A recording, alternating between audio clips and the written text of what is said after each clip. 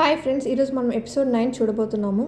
Painting inspiration కోసం హీరోని different ప్లేసెస్కి తీసుకెళ్తూ ఉంది కదా హీరోయిన్. ఇప్పుడు ఇక్కడ హీరో వచ్చి హీరోయిన్తో జియాంగ్ ఒక ప్లేస్ చెప్పాడు, మేము అక్కడికి వెళ్తున్నాం, నువ్వు కూడా వస్తావా అని చెప్పేసి అడుగుతాడు. హీరోయిన్ అలా ఆలోచిస్తూ ఉంటే, నీకు కుదిరితేనే రా, నువ్వు నాకు హెల్ప్ చేస్తావన్నావు కదా, అందుకనే అడిగాను అని చెప్పేసి అంటాడు. అది విని హీరోయిన్కి నవ్వొస్తుంది. నేను వస్తానని హీరోయిన్ కూడా చెప్తుంది. నెక్స్ట్ డే వాళ్ళందరూ కలిసి ఎగ్జిబిషన్కి వెళ్ళి ఉంటారు. ఇక్కడ హీరోయిన్ ఫ్యాంక్కి థ్యాంక్స్ చెప్తూ ఉంటుంది. నువ్వు గువాంగ్కి ఇంప్రెస్ చేయడానికి ఇక్కడికి తీసుకొచ్చావు కదా అని చెప్పేసి కూడా అంటూ ఉంటుంది. విని ఫ్యాంక్, ఇదంతా నా ప్లాన్ అని చెప్పావా, నువ్వే నాకు నైట్ కాల్ చేసి ప్లాన్ చెప్పి మళ్ళీ సడన్గా ఇదంతా నా ప్లాన్ అని చెప్పేసావా, ఇది నా ప్లాన్ అని చెప్పావని నాకు ముందే చెప్పాలి కదా, అసలు ఏం రెస్పాండ్ అవ్వాలో కూడా అర్థం కాలేదని చెప్పి ఫ్యాంక్ అంటూ ఉంటే హీరో కూడా సరేలే అనేస్తాడు. తర్వాత వాళ్ళు ఆ ఎగ్జిబిషన్లో డిఫరెంట్ రైడ్స్ ఎక్కి ఎంజాయ్ చేస్తూ ఉంటారు. ఒక కార్ని డాషింగ్ ఇచ్చేది కూడా ఉంటుంది కదా, అక్కడ కూడా ఎక్కి ఆడుకుంటూ ఉంటారు. హీరో తెలియకుండా ఒక అబ్బాయి చిన్న బాబుని గుద్దేస్తాడు.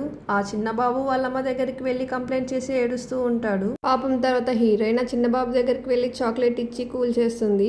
హీరోతో వచ్చి, ఎందుకు నువ్వు పాపం అలా ఏడిపిస్తున్నావు పిల్లల్ని అంటే, వాడే ఫస్ట్ నన్ను వచ్చి కుద్దాడని చెప్పి హీరో కూడా చిన్నపిల్లలాగా మాట్లాడుతూ ఉంటాడు. అది చూసి హీరోయిన్ నవ్వుకుంటూ వచ్చేస్తుంది. తర్వాత హీరోయిన్ వచ్చి నాకు ఆ జైంట్ వీల్ ఎక్కాలని ఉంది అని చెప్పి అంటుంది. హీరోయిన్ హైట్ చూసి భయపడిపోతాడు. తనకి హైట్స్ అంటే భయం కదా, ఎలా ఎక్కాలరా బాబు అనేసి అలా చూస్తూ ఉంటాడు. పాపం భయంగానే ఎక్కడానికి హీరోయిన్ కోసం వెళ్తాడు. అందులో సడన్గా గాలి ఎక్కువ వచ్చే కొందికి ఇంకా భయపడిపోతూ ఉంటాడు. ఏం కాదు కదా అని చెప్పేసి అక్కడ వర్క్ అని అడుగుతూ ఉంటాడు. హీరోయిన్ వెళ్దాం రా అని చెప్పి లాగుతూ ఉన్నా హీరో ఆపి, కొంచెంసేపు ఆగు, వెళ్దాం అని చెప్పి వెయిట్ చేస్తూ ఉంటాడు. ఇంకా హీరోయిన్ కూడా అర్థమవుతుంది హీరోకి హైట్స్ అంటే భయం కదా అని. సరే పద వెళ్దాం, నాకు ఆకలిస్తుంది, ఏమైనా తిందామని చెప్పి హీరోని అక్కడి నుంచి తీసుకుని వెళ్తుంది. తర్వాత వాళ్ళిద్దరు అలా మాట్లాడుకుంటూ హీరో వచ్చి, ఎందుకు నువ్వు నాకు ఇంత కేరింగ్ చూపిస్తున్నావు, ఇంత హెల్ప్ చేస్తున్నావు అని చెప్పి అడుగుతాడు. హీరోయిన్ వచ్చి, అదేం లేదు, నేను జస్ట్ నార్మల్గానే హెల్ప్ చేస్తున్నాను అని చెప్పేసి అంటుంది. హీరో వచ్చి, నాకు తెలుసు నువ్వు అబద్ధం చెప్తే నీ ఫేసే చెప్పేస్తుంది, నిజం చెప్పు అని చెప్పి వీడియో తీస్తూ ఉంది. మనీ వల్లే నాన్నమ్మ ట్రీట్మెంట్కి చాలా హెల్ప్ అయింది, అదే కాకుండా నువ్వు నాకు చాలా హెల్ప్ చేసావు, నేనేమీ నీకు చేయలేదు, అలాగే నువ్వు నీకు నచ్చింది చేయాలని నా కోరిక కూడా, నువ్వు ఎప్పుడు సంతోషంగా ఉండాలని హీరోయిన్ అంటూ ఉంటే అది విని హీరో కూడా పాపం ఏదోలా ఉంటుంది. సరే నువ్వు ఇప్పుడు నిజమే చెప్పావు, నువ్వు నిజం చెప్పావు కదా, నీకు ఒక బొకే గిఫ్ట్గా ఇస్తానని చెప్పి హీరో అక్కడ నుంచి వెళ్తాడు. నెక్స్ట్ సీన్లో హీరో ఇంటికి వెళ్ళాక తను రికార్డ్ చేసిన వీడియోస్ అన్ని చూస్తూ ఉంటాడు. అందులో మోస్ట్లీ హీరోయిన్వే ఉంటాయి. అవన్నీ చూస్తూ కాసేపు అలా ఆలోచిస్తూ ఒక పెయింటింగ్ వేద్దామని చెప్పి స్టార్ట్ చేస్తాడు. ఆ పెయింటింగ్ ఇంకేదో కాదు, హీరోయిన్ బొమ్మనే గీసుంటాడు రాత్రంతా మేల్కొని. తర్వాత ఎవరో డోర్ నాక్ చేయగానే కమిన్ అని అనేస్తాడు. కానీ హీరోయిన్ గొంతు వినగానే వెంటనే ఆ బొమ్మను ఎలా దాచిపెట్టాలా, హీరోయిన్ ఎక్కడ చూసేస్తుందా అని చెప్పి భయపడిపోతూ ఉంటాడు. హీరోయిన్ వచ్చి, ఏం చేస్తున్నావు నువ్వు అని అడగగానే, ఏం లేదు పెయింటింగ్ వేస్తున్నానని చెప్తూ ఉంటాడు. అవునా, నేను చూస్తాను అని చెప్పి హీరోయిన్ లోపలికి వస్తూ ఉంటే, నేను బాగా వేయలేదని చెప్పేసి హీరో ఆపేస్తాడు. హీరోయిన్ అక్కడి నుంచి తొందరగా పంపించేయాలని, అవును ఎందుకు వచ్చావు నువ్వు అని చెప్పి హీరో అడుగుతాడు. ఏం లేదు, ఫ్యాంగ్ మెసేజ్ చేశాడు, తను నీకు మెసేజ్ చేసినా నువ్వు రిప్లై ఇవ్వట్లేదంట కదా, అందుకనే నాకు మెసేజ్ చేశాడు, తను మనతో ఏదో మాట్లాడాలంట అని చెప్పి హీరోయిన్ ఇంకా అక్కడ నుంచి వెళ్ళిపోతుంది. గుమెంగ్ బర్త్డే దగ్గరలో ఉంటుంది. ఇక్కడ ఫ్యాంగ్ తనకి ఎలా విష్ చేయాలా అని చెప్పి ట్రై చేస్తూ ఉంటాడు. అందుకనే వీళ్ళ హెల్ప్ కోసం హీరోని కూడా పిలుచుంటాడు. హీరో తన్ని రికార్డ్ చేస్తూ అక్కడ హీరోయిన్ రాగానే కెమెరా తిప్పేస్తాడు. ఫ్యాంగ్ వచ్చి, నన్ను రికార్డ్ చేయని చెప్పి అంటూ ఉంటే, అసలు నువ్వు ఏం చెప్తున్నావు అని రికార్డ్ చేయాలి, నువ్వు ఏం చెప్పాలనుకుంటున్నావు అని ఇంకా హీరో అడుగుతాడు. హీరోయిన్ కూడా, నువ్వు బాగానే మాట్లాడతావు కదా, ఇప్పుడేం మాట్లాడలేకపోతున్నావు అని చెప్పి అడుగుతూ ఉంటుంది. ఇంకా ఫ్యాంగ్ వచ్చి, నాకు తెలిసి నాకు గుమెంగ్ అంటే ఇష్టము, అందుకనే తనకి సర్ప్రైజ్గా బర్త్డే విష్ చేద్దామని ట్రై చేస్తున్నా అని చెప్పి అంటాడు. అది వినగానే హీరో మాత్రం నవ్వుతూ ఉంటాడు, నాకు తెలుసు అన్నట్లు. హీరోయిన్ మాత్రం పాపం షాకింగ్గా చూస్తూ ఉంటుంది. ఇంకా హీరో వచ్చి ఫ్యాంగ్ని, నీకెప్పుడు అనిపించింది నువ్వు తన్ని ఇష్టపడ్డావా అని చెప్పి అని అడుగుతాడు. ఫ్యాంగ్ చెప్తూ ఉంటాడు, మనం ఎగ్జిబిషన్కి వెళ్ళాం కదా, ఆ రోజు ఒక రైడ్ ఎక్కి నేను భయపడి కిందకి వస్తూ ఉంటే కొంతమంది నేను గుమెంగ్కి ఇంప్రెస్ అయిపోయానని చెప్పి అంటాడు. ఇంకా హీరో వచ్చి, పోనీలే లేట్గా అయినా రియలైజ్ అయ్యావు, నాకు ముందే తెలుసు అన్నట్లు మాట్లాడతాడు. ఫ్యాన్ వచ్చి, ఏంటి నీకు ముందే తెలుసా, మరి నాకెందుకు చెప్పలేదనేసి అడుగుతాడు. సరేలే, ఇప్పుడు నీకు ఏం హెల్ప్ కావాలో చెప్పు అని ఇంకా హీరో అంటాడు. తర్వాత నెక్స్ట్ సీన్లో హీరోయిన్ గుమెంగ్ ఇద్దరు మాట్లాడే వరకు మేము ఇద్దరం టచ్లో ఉంటామన్నట్లు చెప్తుంది. నెక్స్ట్ సీన్లో ఫ్యాంగ్ హీరోకి హీరోయిన్కి తన ప్లాన్ గురించి ఎక్స్ప్లెయిన్ చేస్తూ ఉంటాడు, గుమెంగ్కి ఎలా సర్ప్రైజ్ ఇవ్వాలి అని. ఫ్యాంగ్ ఆ బర్త్డే పార్టీని స్కూల్లో నైట్ టైం ప్లాన్ చేసి ఉంటాడు, ఎందుకంటే ఆ టైంలో స్కూల్లో ఎవరు ఉండారని. తను ఆ గిఫ్ట్ బాక్స్లో సర్ప్రైజ్గా కూర్చొని ఉంటాడు. హీరోయిన్ వచ్చి గుమెంగ్ని ఆ రోజు స్కూల్కి తీసుకుని రావాలి. సో హీరోయిన్ గుమెంగ్తో, పద మనం స్కూల్కి వెళ్దామని చెప్పేసి అంటూ ఉంటే, మనం ఆల్రెడీ గ్రాడ్యుయేట్ కూడా అయిపోయాం, ఇంకెందుకు స్కూల్కి, పద బయటికి ఇంకెక్కడికన్నా వెళ్దామని చెప్పి అంటుంది. లేదు, ఎలాగో ఇక్కడ దాకా వచ్చాం కదా, పద లోపలికి వెళ్దాం అంటుంది. వాచ్మెన్ అడిగితే ఏం చెప్దామంటే ఏదో ఒకటి చెప్దాంలే పదా అనేసి లోపలికి వెళ్తారు. కానీ ఫ్యాంగ్ ఆల్రెడీ వాచ్మెన్తో కూడా మాట్లాడి ఉంటాడు కదా, వాళ్ళు రాగానే గేట్స్ ఓపెన్ చేసేస్తాడు ఏమీ అడగకుండానే.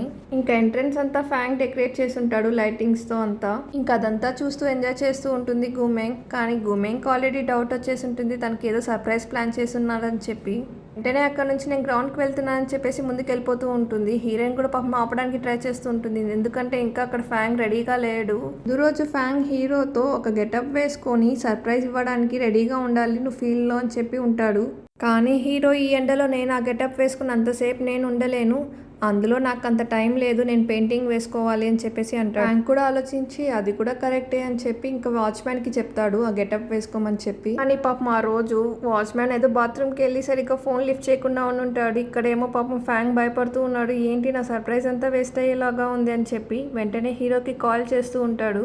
అంతలోనే గుమెంగ్ కూడా అక్కడికి వచ్చేసి ఉంటుంది. హీరోయిన్ అక్కడికి సర్ప్రైజ్ కథని తీసుకొస్తూ ఆ డెకరేషన్స్ అంతా చూపిస్తుంది. గుమెంగ్ షాక్ అయిపోతుంది, ఇదంతా నువ్వు నా కోసం చేసావా అని చెప్పి. హీరోయిన్ వెంటనే వీడియో చూడు అని చెప్పేసి అంటుంది. గుమెంగ్ ఆ వీడియో చూడగానే ఫ్యాంగ్ ఐడియానా ఇదంతా ఎక్కడున్నాడని చెప్పేసి వెతుకుతూ ఉంటుంది. అంత పెద్ద గిఫ్ట్ బాక్స్ చూసి ఏంటి దీంట్లో కార్ ఏమైనా పెట్టారా అని చెప్పేసి అడుగుతూ ఉంటుంది. ఆ బొమ్మ కెటప్ కనపడగానే గుమెంగ్ ఫ్యాంగ్ అనుకొని లాగుతూ ఉంటుంది. కానీ ఫ్యాంగ్ వెంటనే ఆ గిఫ్ట్ బాక్స్లో విష్ చేసి పాపం కానీ డిసప్పాయింట్ అయిపోయి ఉంటాడు. ఆ కేక్ కూడా మెల్ట్ అయిపోయి ఉంటుంది.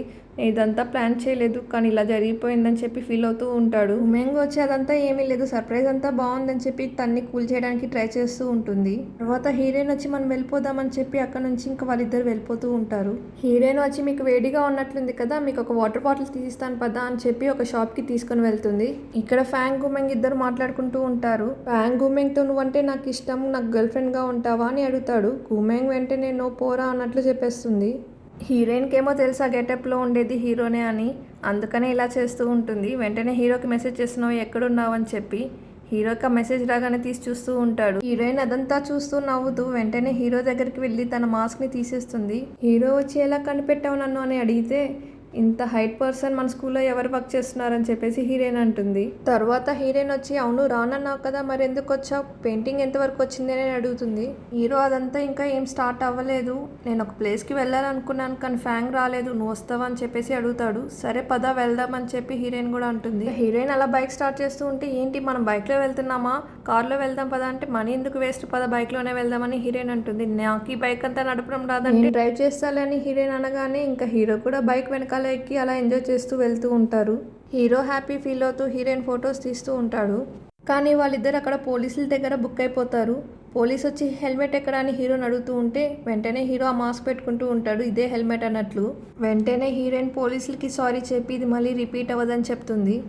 నెక్స్ట్ సీన్లో హీరో ఒక ప్లేస్కి తీసుకెళ్లాలని చెప్పి ఉంటాడు కదా, వాళ్ళిద్దరు ఆ ప్లేస్కి వచ్చేసి ఉంటారు. ఈ ప్లేస్ అంటే హీరోకి చాలా ఇష్టం, ఎందుకంటే చిన్నప్పుడు వాళ్ళ అమ్మతో ఈ ప్లేస్కి చాలాసార్లు వచ్చి ఉంటాడు.